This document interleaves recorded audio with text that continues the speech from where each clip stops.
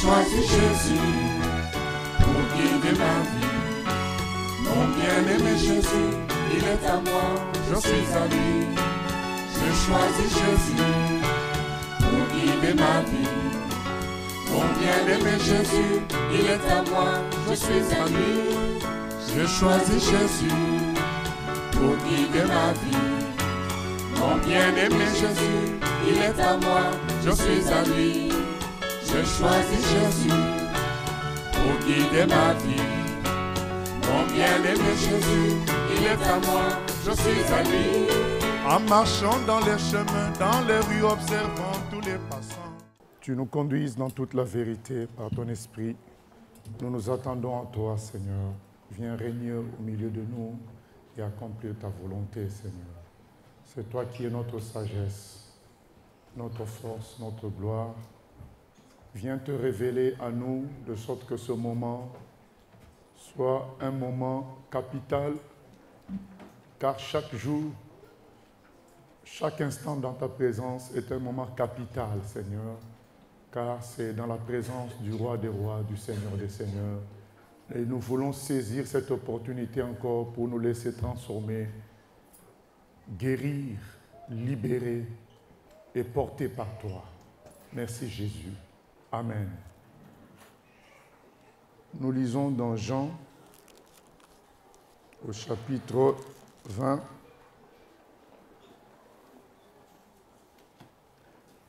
Jean, chapitre 20, à partir du verset 24.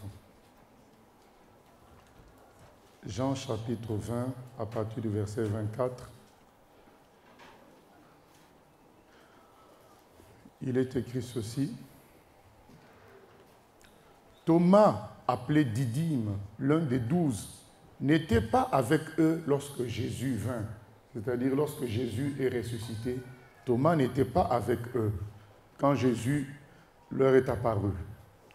Les autres disciples lui dirent donc, « Nous avons vu le Seigneur. » Mais il leur dit, « Si je ne vois pas dans ses mains la marque des clous, et si je ne mets mon doigt dans la marque des clous, et si je ne mets ma main dans son côté, je ne croirai point. » 8 jours après, les disciples de Jésus étaient de nouveau dans la maison et Thomas se trouvait avec eux. Jésus vint, les portes étant fermées, se présenta au milieu d'eux et dit, « La paix soit avec vous. » Puis il dit à Thomas, « Avance ici ton doigt et regarde mes mains. Avance aussi ta main et mets-la dans mon côté et ne sois pas incrédule, mais crois. » Thomas lui répondit, « Mon Seigneur est mon Dieu. Mon Seigneur est mon Dieu. » Jésus lui dit, « Parce que tu m'as vu, tu as cru. Heureux ceux qui n'ont pas vu et qui ont cru. » Alors il y a Thomas qui n'a pas assisté à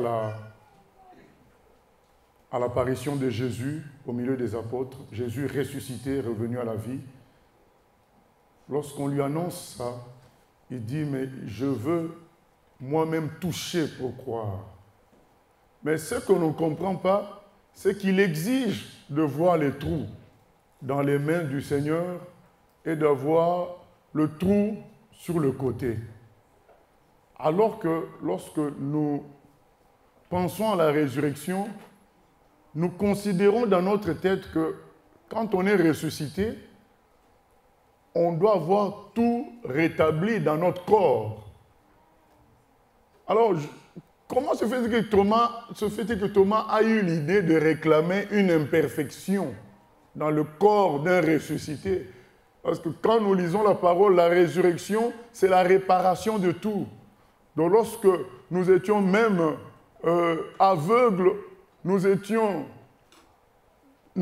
une quelconque infirmité, le jour où nous allons ressusciter, il n'y aura plus ça. Mais Thomas réclame les blessures dans un ressuscité. C'était une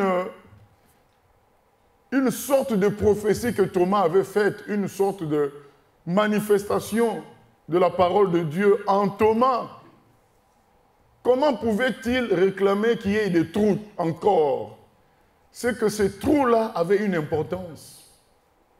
les trous dans les mains du Seigneur, c'est par ces trous-là que le sang a coulé. Et le point sur le côté, c'est par là aussi que l'eau et le sang ont coulé. Et c'est ce sang qui purifie et c'est ce sang qui sauve. Et Thomas a dit, je veux voir les trous. Et quand Jésus apparaît, il montre les trous à Thomas. Il dit, voilà les trous. J'ai toujours les trous, parce que ces trous-là, on en a déjà parlé, c'était les marques, c'est les marques de la victoire du Seigneur. C'est par ces trous qu'il a triomphé, parce que c'est par ces trous que le sang a coulé. Les pieds percés de Jésus, le poing sur le côté, ce sont les marques de sa victoire. Dieu a tant aimé les humains, c'est ça notre thème d'aujourd'hui, Jean 3,16, qu'il a donné son Fils unique, afin que quiconque croit en lui ne périsse point, mais qu'il ait la vie éternelle. Jean chapitre 3, verset 16. Ça, c'est la prédication directe du Seigneur lui-même à Nicodème. Jean chapitre 3, verset 16. Il dit à Nicodème, « Car Dieu a tant aimé le monde qu'il a donné son Fils unique, afin que quiconque croit en lui ne périsse point, mais qu'il ait la vie éternelle. » Jésus, avec son sacrifice, est la démonstration de l'amour de Dieu pour tous les humains. L'amour de Dieu a été manifesté par le sacrifice de Jésus. Vous savez, dans le monde, il y a plusieurs catégories de personnes. Il y a des gens qui disent qu'ils vous aiment. Ils peuvent même vous faire des poèmes. Ils peuvent vous acheter parfois des bijoux, mais ça reste que des paroles. Il y a des gens qui peuvent même vous applaudir. Mais le véritable amour, ce ne sont pas les paroles. D'ailleurs, il y a dans 1 Jean 3, 18, c'est écrit, « Bien-aimés, n'aimez pas seulement en paroles. » Les paroles ne sont pas mauvaises, mais elles ne traduisent pas forcément le véritable amour. Quelqu'un peut sortir de belles paroles, quelqu'un peut dire nous sortir de compliments. Il ne s'agit pas forcément d'une attestation de l'amour véritable. L'amour véritable, c'est plus que ça. Donc il y a des grands discoureurs. C'est pourquoi il est écrit là, Dieu a tant aimé le monde, c'est la parole. Mais à la différence de grands théoriciens et discoureurs, il est dit qu'il a donné son Fils. Il en a fait la démonstration. Dieu a tant aimé le monde et il fait la démonstration, il donne son Fils. Il laisse son Fils crucifié à la croix. Il laisse son Fils souffrir à la croix. Il laisse le sang de son Fils couler pour l'humanité. Donc, à la différence de grands discoureurs, de grands théoriciens, des gens qui sont sans cesse à dire « J'aime le Seigneur, j'aime mes enfants, j'aime mes parents ». Il y a beaucoup de grands discoureurs comme ça. Mais quand on voit dans les actes, on dit « Mais il y a un problème ». Si vraiment il aime ses enfants, si vraiment il aime sa femme, si vraiment il aime son mari, mais de telles choses ne peuvent pas se faire. Il y a les discours, mais il y a la réalité. Et la Bible est claire. Dieu n'est pas resté dans le discours. Il a dit, il s'est écrit, Dieu a tant aimé et il a donné son Fils. Souffrir afin que l'humanité soit sauvée. Il y a des gens aussi, parce que qui font des actes, qui ne s'arrêtent pas aux paroles, mais qui font aussi des actes. Mais ce sont des actes, en réalité, qui leur servent eux-mêmes. C'est-à-dire, ils manifestent bien, ils produisent des actes, entre guillemets, d'amour, d'attachement à quelqu'un ou à Dieu, mais en réalité, c'est pour eux-mêmes. Il y a des parents qui font du bien à leurs enfants, mais c'est en quelque sorte pour eux-mêmes qui le font, c'est pour leur honneur. Ce n'est pas vraiment pour le bien de l'enfant à 100%. Au début, on ne s'en rend pas compte, parce que c'est des actes qui ressemblent à tous les actes d'amour. Mais, à un moment donné, il y aura des éléments qui vont nous faire comprendre que ce parent-là s'aime lui-même à travers son enfant. Un jour, l'enfant va vouloir faire la biologie et le parent va dire « Non, moi je veux que tu fasses ingénieur ». Mais l'enfant dit « Mais moi je suis apte à telle chose ». Oui, mais tu peux forcer. Donc c'est le genre de parents qui peuvent même prendre des professeurs, payer des professeurs, dépenser. Mais en réalité, ils s'aiment eux-mêmes à travers l'enfant. Ce n'est pas l'enfant qu'ils aiment, parce qu'ils ne laissent pas l'enfant s'épanouir selon les capacités de l'enfant, selon les désirs de l'enfant, mais ils veulent voir l'enfant produire des choses en leur faveur. Mais quand tu es à l'extérieur, au début, quand l'enfant a 1 an, quand l'enfant a 2 ans, tu le vois, tu le vois pas. Quand l'enfant a 10 ans, tu ne le vois pas. Viendra certains instants de la vie qui nous feront comprendre qu'en réalité, ce parent-là, ce n'est pas l'enfant qu'il veut aider, ce n'est pas l'enfant qu'il aime vraiment à 100%, mais c'est lui-même. Donc il fait des actes, il fait des choses pour lui-même, mais ça passe par l'enfant puisque l'enfant fait partie de lui en quelque sorte. Et comme l'enfant fait partie de lui, c'est comme quelqu'un qui embellirait sa maison. Ce n'est pas qu'il aime forcément la maison, mais c'est lui-même qui l'aime. Et sa maison fait partie de lui. Et donc, c'est le genre de personne qui fusionne avec les choses, avec la maison, avec son travail. Et on a l'impression au début qu'ils aiment ce qu'ils font, mais en réalité, ils se sont identifiés aux choses, ils se sont identifiés à leurs enfants, ils se sont identifiés à leur mari, à leur femme. Ce n'est pas le véritable amour. Donc c'est quelque chose qui revient à eux-mêmes. Donc c'est leur propre avantage, mais qui passe par leurs enfants, qui passe par leur famille. Et au début, nous croyons qu'ils aiment, mais le jour où cet enfant, ou ce mari, ou cette femme va prendre une direction qui n'est pas conforme à leurs attentes, nous allons voir une haine sortir qu'on ne va pas comprendre. On va dire, mais ce n'est pas possible, c'est la même personne qui aimait ses enfants, qui aimait ses parents, mais voilà qu'il sort une telle haine. C'est parce que les choses ne se passent pas comme la personne veut. Donc, quand elle manifestait l'amour, tant que son mari, tant que sa femme faisait comme lui il voulait, comme elle voulait, on avait l'impression que c'était la fusion totale. Tant que les enfants faisaient sa volonté, on avait l'impression que c'était la fusion totale. Mais le jour où les choses ne se passent pas, ou bien tant qu'un ami, un collègue faisait comme lui l'entendait, il n'y avait pas de problème. Mais le jour où on le contredit, le jour où on ne fait pas comme lui l'entend, c'est là qu'on va comprendre que ce n'était pas le véritable amour. C'était une sorte d'harmonie. Tant qu'il y avait l'harmonie, donc ça donnait l'impression que la personne aimait. Mais ce n'était pas de l'amour, c'était de l'harmonie, c'était une convergence d'intérêts. C'était une convergence d'intérêts. Donc beaucoup n'aiment pas. En fait, ils sont dans une convergence d'intérêts.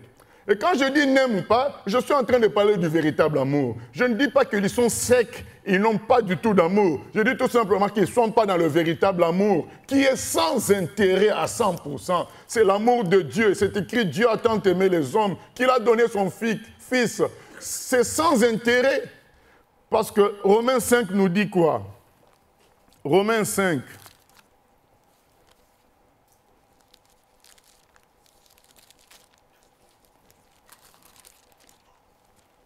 Romains 5, à partir du verset 8. Mais Dieu prouve son amour envers nous en ce que lorsque nous étions encore des pécheurs, Christ est mort pour nous. Et on peut commencer à partir du verset 5. Or, l'espérance ne trompe point, parce que l'amour de Dieu est répandu dans nos cœurs par le Saint-Esprit qui nous a été donné. L'amour de Dieu est répandu. Comment? Par le Saint-Esprit. Mais le Saint-Esprit s'appuie sur quoi? Sur ce qui suit, verset 6. Car lorsque nous étions encore sans force, Christ, au temps marqué, est mort pour des impies. À peine mourrait-on pour un juste. Quelqu'un peut-être mourrait pour un homme de bien, mais Dieu prouve son amour envers nous en ce que lorsque nous étions encore des pécheurs, Christ est mort pour nous. À plus forte raison, donc, maintenant que nous sommes justifiés par son sang, serons-nous sauvés par lui de la colère? Car si, lorsque nous étions ennemis, nous avons été réconciliés avec Dieu par la mort de son Fils, à plus forte raison, étant réconciliés, serons-nous sauvés par sa vie. Amen. Paul tranquillise les enfants de Dieu. Il dit, mais lorsque vous étiez mauvais, lorsque vous étiez méchants, Dieu a laissé son Fils être crucifié pour vous, par amour. Mais maintenant qu'il vous a sauvés, croyez-vous qu'il va vous abandonner? Notre prière aujourd'hui, c'est que Dieu nous révèle Jean 3,16. Dieu a tant aimé les hommes qu'il a donné son Fils unique afin que quiconque croit en lui ne périsse point, mais qu'il ait la vie éternelle. Vous savez pourquoi je prie comme ça? Quand vous lisez dans la Bible, vous vous rendez compte que Jésus n'a jamais prêché ça en public. Il a dit à Nicodème, c'est tout. Ce verset que je suis en train de vous lire, Jésus a dit ça en particulier quelque part.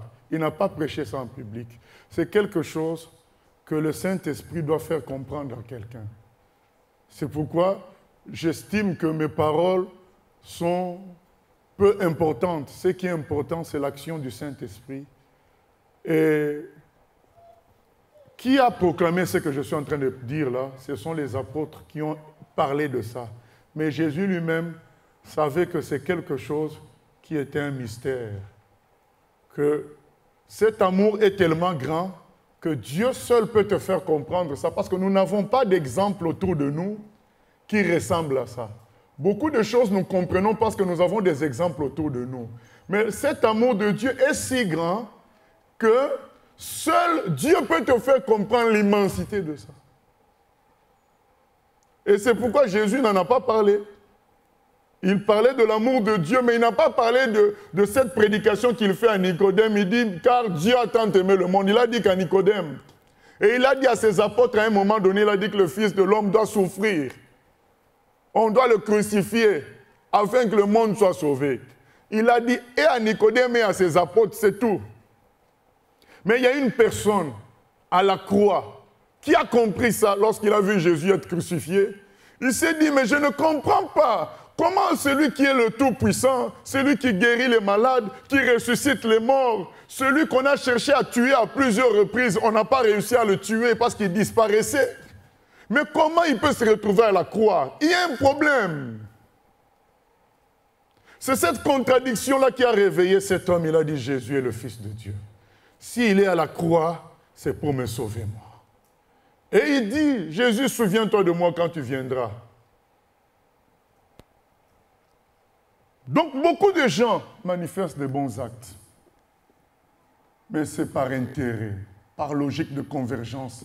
Tant qu'on va dans la même direction avec eux, ça va. Le jour où nous n'allons plus dans la même direction, le jour où on fait il y a un impair, il y a un couac, ils changent de position envers nous. Ce n'est pas du véritable amour. C'est un amour de convergence. Ce n'est pas l'amour de Dieu. Et c'est ça le problème qu'on rencontre dans les mariages aujourd'hui. Les gens attendent que tout se passe comme ils veulent. Le jour où ça ne se passe pas comme ils veulent, l'autre devient un ennemi. C'est un amour faux, un amour égoïste, un amour de convergence. Ici, c'est écrit, le Seigneur a laissé son Fils à la croix alors que nous étions ses ennemis. C'est écrit, ce n'est pas moi qui dis, Romains 5, verset 8. Verset 10. Car si, lorsque nous étions ennemis, nous avons été réconciliés. Alors que nous étions ennemis, considérés comme ses adversaires, Dieu a laissé son Fils être crucifié pour nous. C'est pourquoi quelque part Jésus dit, mais si vous aimez seulement ceux qui vous font du bien, il n'y a pas grand-chose que vous avez fait là. c'est juste, voilà, normal.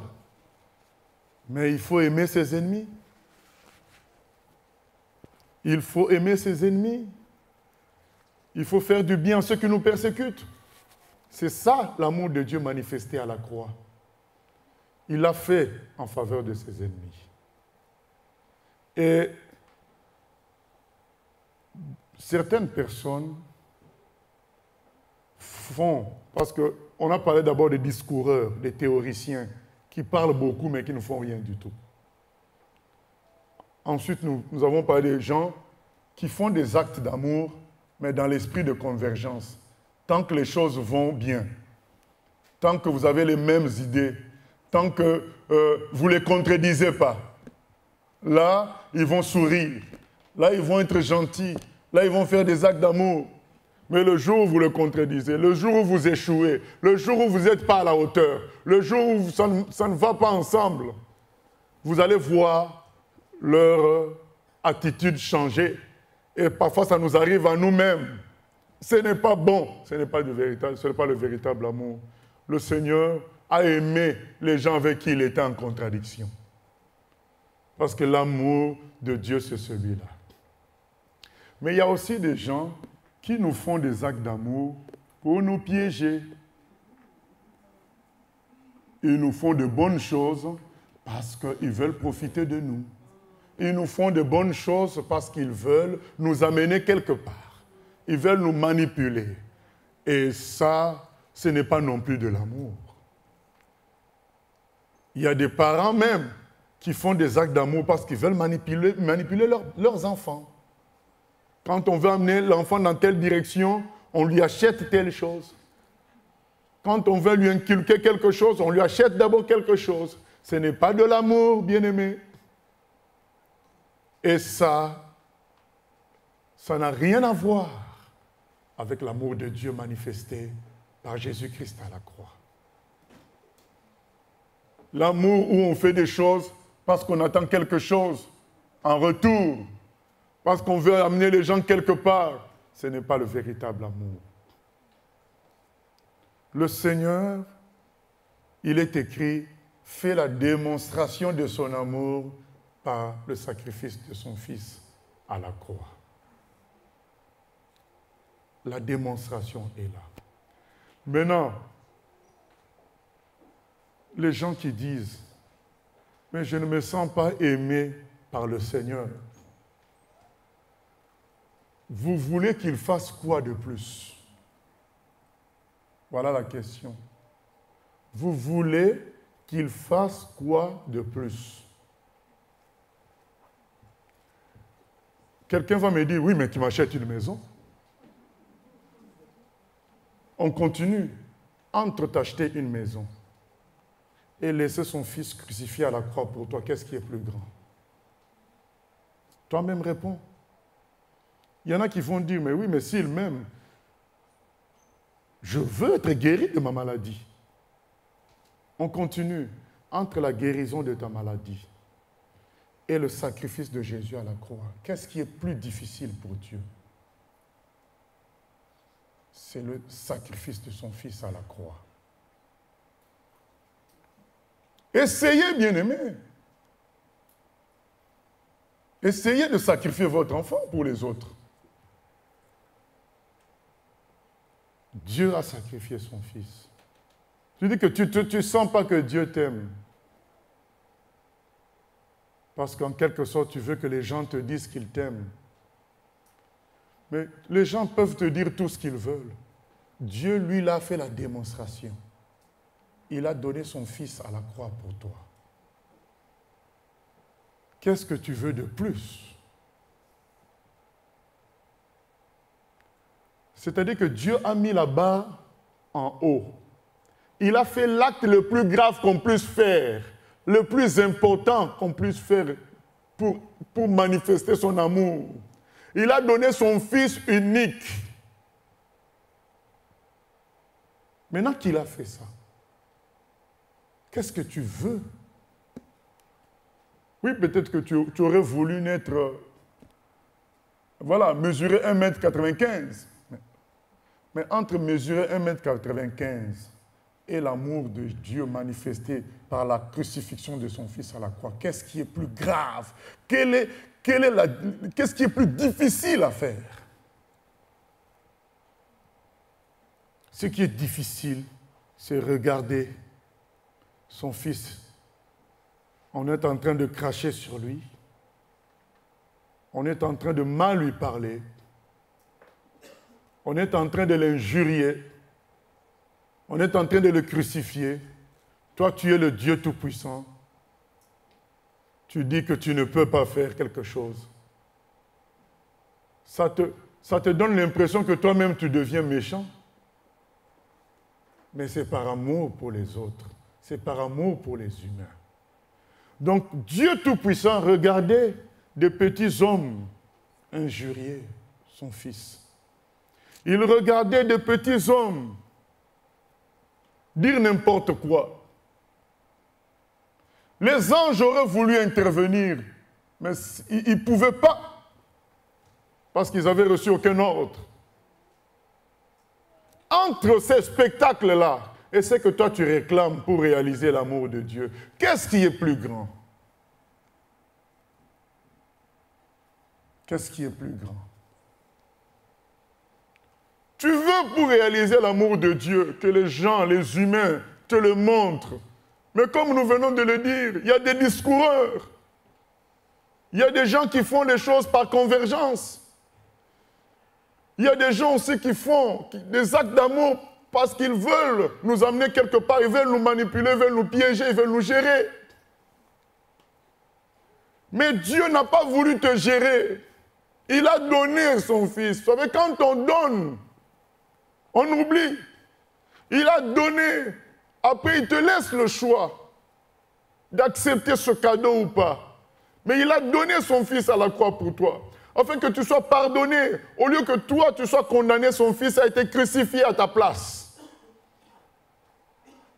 Qu'est-ce que tu veux de plus? L'acte de Jésus à la croix, c'est l'acte supérieur d'amour.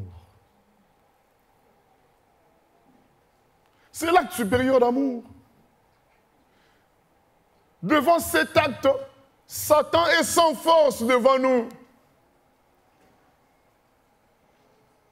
Parce qu'il a beau nous accuser, Dieu va lui dire, mais j'ai sacrifié. J'ai sacrifié mon Fils pour les humains. Et aujourd'hui, un tel croit à mon Fils. Il m'appartient désormais.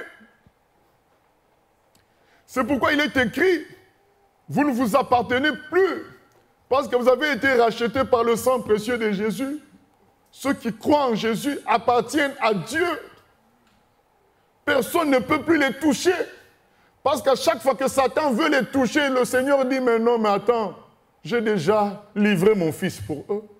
Tout ce que tu leur reproches, mon Fils a déjà payé pour eux. Et tu t'imagines la souffrance que j'ai eue pour voir ces gens sauvés. Aujourd'hui, tu veux me ramener en arrière. Va-t'en, Satan. Et il fuit. C'est pourquoi il est écrit dans Apocalypse 12, 11, nous avons vaincu à cause du sang de l'agneau. Nous avons vaincu à cause du sang de l'agneau. L'amour de Dieu manifesté à la croix, c'est le plus grand acte d'amour. Et dans cet acte, bien-aimé, il y a une production après. C'est une semence. Jésus a été livré. Et c'est cet acte qui produit le salut. Les prédications que nous faisons, ce sont de petits compléments. En réalité, qu'est-ce qui sauve les humains? C'est l'acte de Jésus-Christ accompli à la croix. Cet amour est productif. Il faut qu'on comprenne ça, bien-aimé, une fois pour toutes. Quand Jésus a été crucifié, il a dit « tout est accompli ». Et quand il nous demande de prêcher, il dit « allez leur annoncer que c'est fini, tout est accompli ». Les gens qui sont de Dieu vont comprendre. Ceux qui ne sont pas de Dieu ne vont pas comprendre. Donc, son acte à lui suffit pour sauver l'humanité. Notre prédication n'est qu'une mise en pratique de ce que lui a accompli à la croix. Mais il a déjà accompli, c'est fini. C'est pourquoi nous devons témoigner. C'est ce témoignage-là qui nous fait entrer maintenant dans la victoire. Mais la victoire a été acquise à la croix. L'amour de Dieu a été si grand que rien ne peut empêcher la volonté de Dieu désormais de s'accomplir au milieu des humains. C'est ça le véritable amour. Qu'est-ce que le Seigneur attend de nous? Qu'on saisisse cela et qu'on soit heureux, qu'on soit dans la paix, qu'on saisisse que Jésus, le Fils de Dieu, a été crucifié pour nous à la croix. Il a vaincu la mort, il a vaincu le péché. Parce qu'il a pris tout le péché à la croix, il a été crucifié à cause de cela. Il a vaincu Satan. Désormais, un enfant de Dieu doit être dans la joie de savoir que Jésus-Christ a été crucifié pour lui. Et l'apôtre dit, nous avons la paix dans Romains 5. Il dit au verset 5, « Or l'espérance ne trompe point parce que l'amour de Dieu est répandu dans nos cœurs par le Saint-Esprit qui nous a été donné. Car lorsque nous étions encore sans force, Christ, au temps marqué, est mort pour des impies. À peine mourrait-on pour un juste. Quelqu'un peut-être mourrait pour un homme de bien. Mais Dieu prouve son amour envers nous en ce que lorsque nous étions encore des pécheurs, Christ est mort pour nous. À plus forte raison donc, maintenant que nous sommes justifiés par son sang, serons-nous sauvés par lui de la colère. Car si lorsque nous étions ennemis, nous avons été réconciliés avec Dieu par la mort de son Fils. À plus forte raison, étant réconciliés, serons-nous sauvés par sa vie. Donc nous devons être dans la joie. Le Seigneur a été crucifié pour nous. Il y a des gens qui seront là à dire, mais oui, je veux bien être dans la joie, mais mes problèmes sont là. Je suis au courant de ce que Jésus a fait pour moi, mais mes problèmes sont là. Bien-aimé, est-ce que tu es vraiment au courant? C'est ça la question. Est-ce que tu as vraiment accepté ce qui s'est passé à la croix? Vous savez, il y a un homme qui ne l'acceptait pas. Il s'appelle Pierre. Pierre ne voulait pas accepter que Jésus meure à la croix. Pour lui, c'était un symbole de défaite. Il ne comprenait pas, ça va servir à quoi? Jusqu'à ce que Dieu lui ouvre les yeux, qu'il comprenne que son salut reposait par la mort de Jésus-Christ à la croix. Le fait que Jésus soit crucifié, c'était son salut à lui. Parce que lui, c'était un pécheur perdu. Il a compris ça quand il a renié Jésus 3 fois. Il a compris que c'était un homme perdu. C'était un homme fini. Tant que tu n'as pas compris ça, c'est pourquoi tu as du mal à comprendre l'œuvre de Jésus à la croix. C'est ça le problème. Les gens ne comprennent pas l'œuvre de Jésus. Pourquoi? Parce qu'ils se croient quelqu'un. Ils se croient forts. C'est pourquoi quand vous leur parlez de la croix, ils ne comprennent pas. Ils disent, mais ça va servir à quoi? Parce que dans leur esprit, leur salut tient de leur bon comportement. Leur salut tient de leur force à eux-mêmes.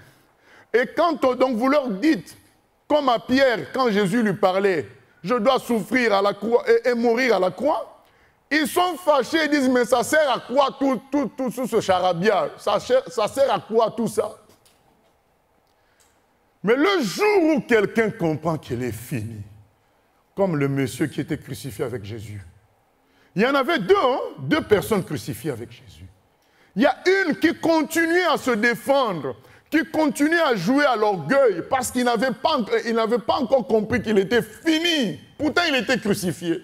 Donc, il y a des gens, malgré leurs conditions terrestres difficiles, parce qu'on croit que c'est seulement les riches qui ont une telle attitude. Il y a même d'autres personnes qui peuvent être à l'hôpital, alitées, continuer à penser que du fait qu'ils ont un chéquier, du fait qu'ils ont des maisons, ils sont encore importants. Du fait qu'autrefois ils ont été docteurs ou professeurs, ils sont encore importants. Et de telles personnes, jusqu'au bout, continuent à refuser la grâce de Dieu parce qu'ils se disent « j'ai réussi ma vie, j'ai été professeur ». Donc ils ne se voient pas finis, malgré le fait que le corps les a lâchés, ils se croient toujours quelqu'un. Et à cause de cet état, ils ne peuvent pas comprendre qu'on leur dise que Jésus-Christ a été crucifié pour eux à la croix. Cette explication ne peut venir que dans une personne, ne peut être comprise que par une personne qui se sent finie, qui sent qu'elle a échoué. Et c'est ce qu'a été Pierre. Lui qui refusait d'entendre parler de la crucifixion de Jésus,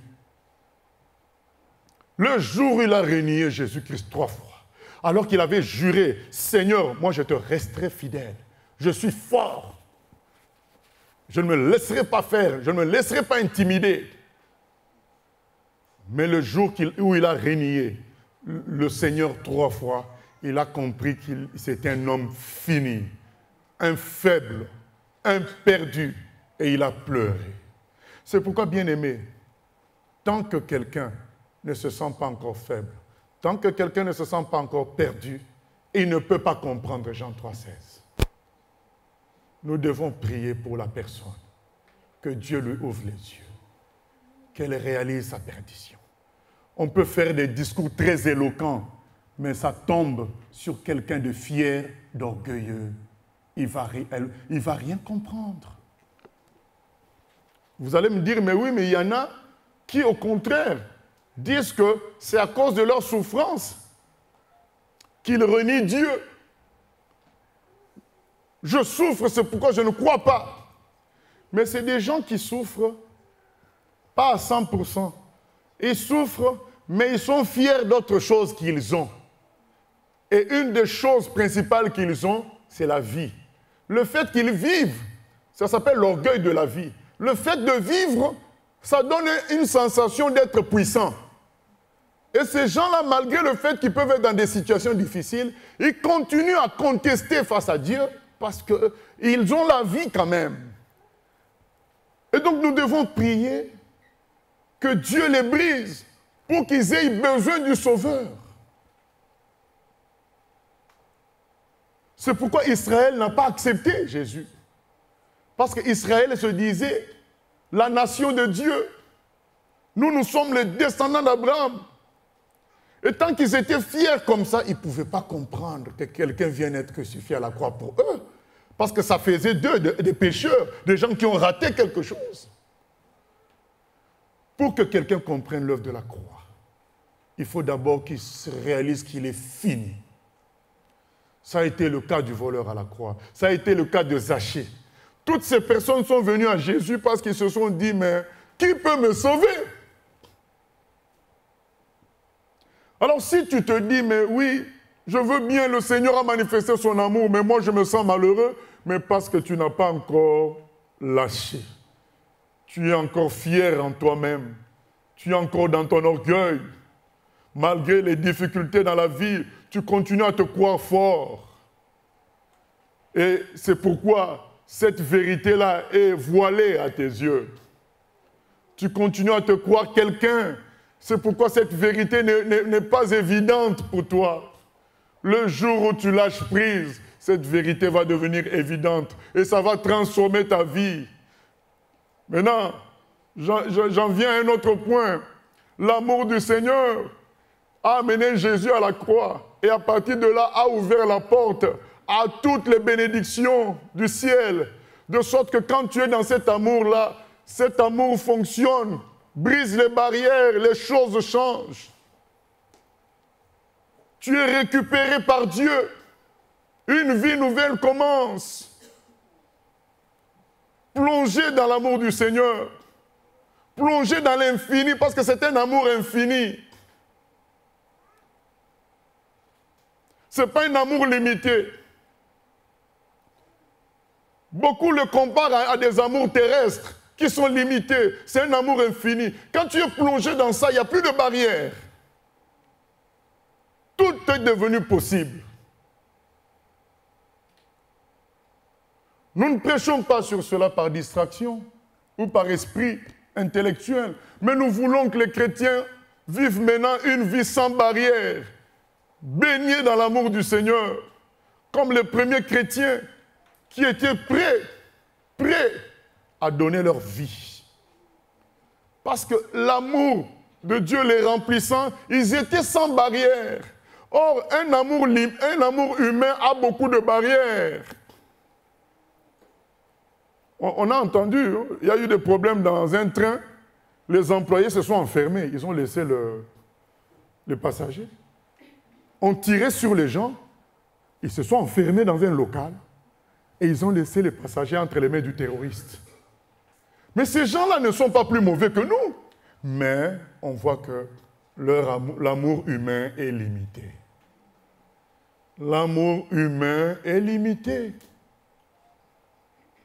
Quand il y a des bruits d'armes, chacun prend sa direction. L'amour humain est limité. L'amour de Dieu est infini. Il n'y a plus de barrières. Le Seigneur veut nous amener dans ça. Vous savez, le problème de beaucoup de chrétiens, ils n'ont pas compris cet amour illimité et plein. C'est pourquoi ils continuent. Et je ne dis pas qu'ils n'aiment pas le Seigneur, mais ils aiment le Seigneur de la mauvaise manière. Ils aiment le Seigneur comme on aimerait quelqu'un d'humain, comme ça se passe ici sur la terre. C'est pourquoi, dans leur fonctionnement, on voit beaucoup de barrières, des obstacles et des limitations. On ne voit pas la plénitude, parce qu'ils n'ont pas non plus reçu l'amour infini. Bien-aimé, quand tu reçois l'amour infini de Dieu, toi aussi tu fonctionnes dans l'amour infini. C'est pourquoi les premiers chrétiens, ayant reçu cet amour infini, ayant accepté, ayant réalisé Christ avait donné sa vie pour eux, mais ils étaient dans cet amour infini qui les a fait oublier la terre. Mais aujourd'hui, beaucoup se comportent en correspondance avec tout ce qui se passe à la terre.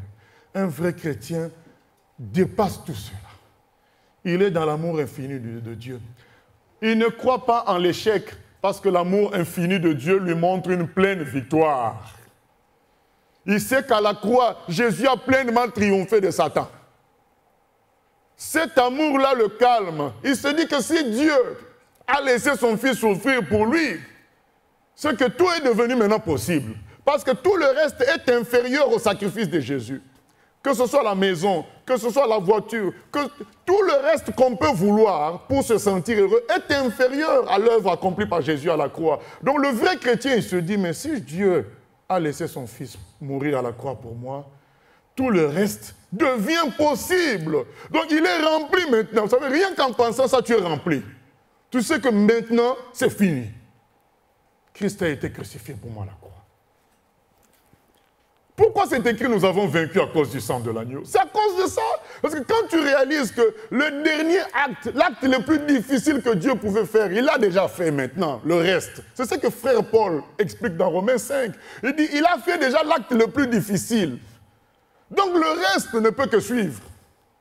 Un chrétien qui est comme ça, il est maintenant animé du même esprit que le Seigneur.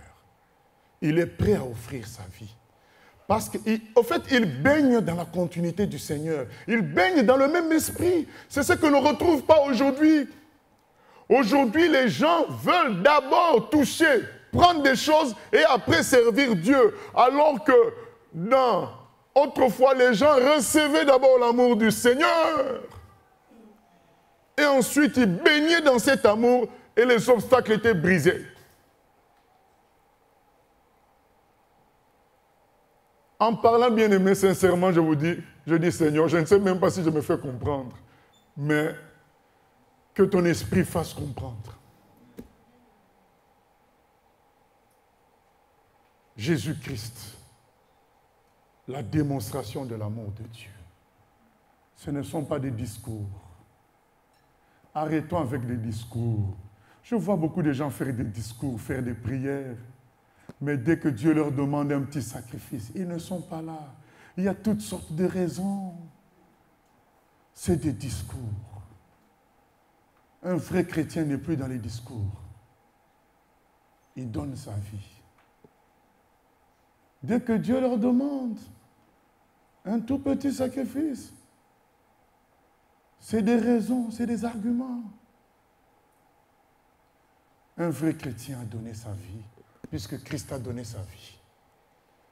Il baigne dans le même esprit. Il cherche à aider.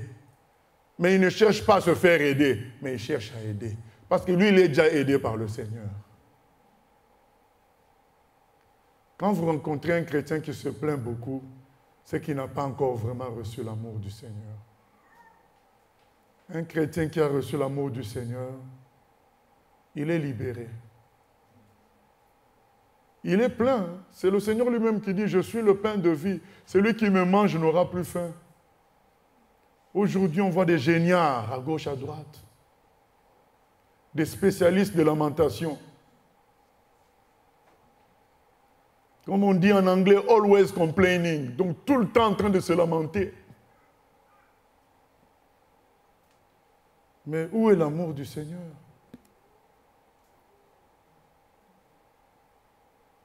Quand on rencontre l'amour du Seigneur, tout se calme maintenant. Tout se calme. On est récupéré par le Dieu vivant dans ses bras d'amour. Maintenant, il ne reste plus qu'à partager cet amour aux autres. On peut te prendre tout ce que... Quand on entend de ce genre de commandement, on te gifle, tu donnes l'autre joue. On te prend un manteau, tu donnes l'autre manteau. Mais pourquoi de tels commandements? C'est des commandements réservés aux fils de Dieu, aux enfants de Dieu. Ils en ont la capacité parce qu'ils sont remplis de l'amour de Dieu. Et pour eux, ce n'est plus difficile. Ils savent qu'ils peuvent donner le deuxième manteau. Dieu les aime. Mon Sauveur m'aime. Quel ferme appui pour ma foi. Dieu les aime. Ils savent qu'ils ne manqueront de rien.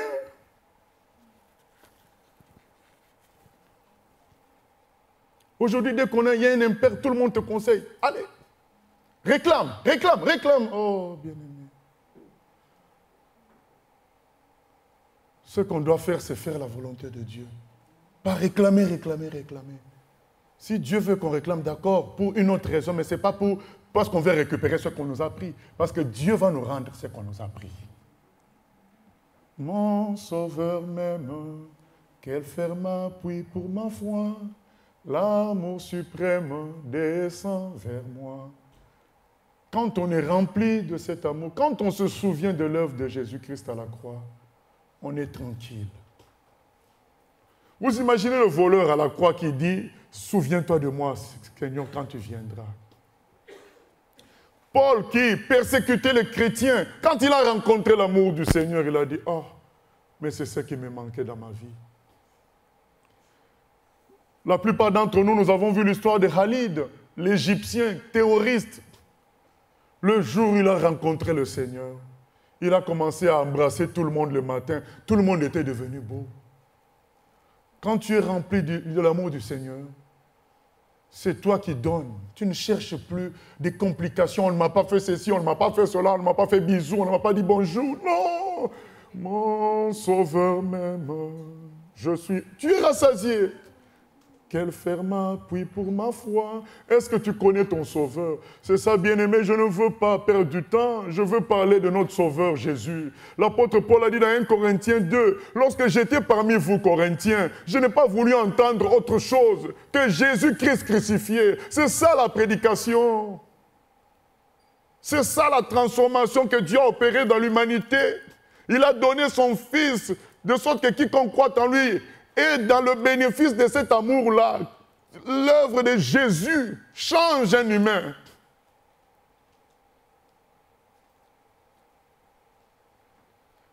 Dieu attend de nous maintenant que nous vivions le bonheur lié à l'œuvre de Jésus.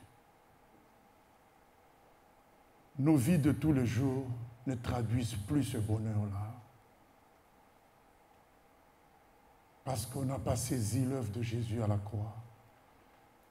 Parce qu'on n'a pas saisi Jean 3,16. Beaucoup d'entre nous sont toujours compliqués dans leur fonctionnement. Pourquoi? C'est simple. C'est simple.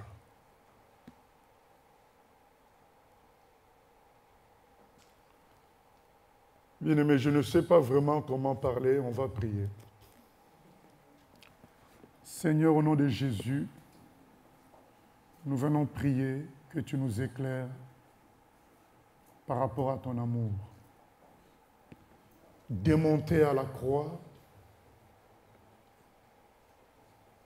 nous voulons que tu nous éclaires parce que seul ton esprit peut faire comprendre des choses infinies.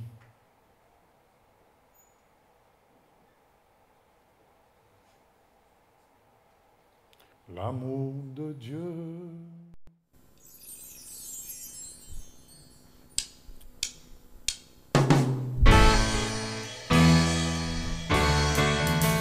J'ai choisi Jésus pour guider ma vie. Mon bien-aimé Jésus, il est à moi, je suis à lui. J'ai choisi Jésus pour guider ma vie. Mon bien-aimé Jésus, il est à moi.